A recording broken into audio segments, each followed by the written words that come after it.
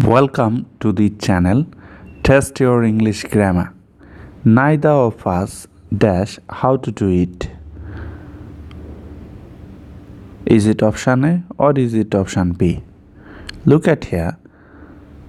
This know is plural verb and this knows is singular verb. We use usually s or es to make a verb singular, right? So before giving you the answer of this question, let me give you some basic point, right? So that you can have clear knowledge. After neither of, we can use plural noun or pronoun. And then we have to use either singular verb or plural verb.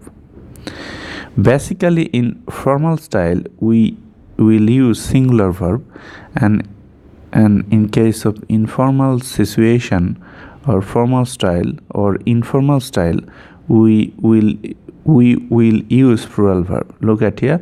After neither of, we can use singular verb, which is formal style, and we can also use plural verb, which is informal style or speaking.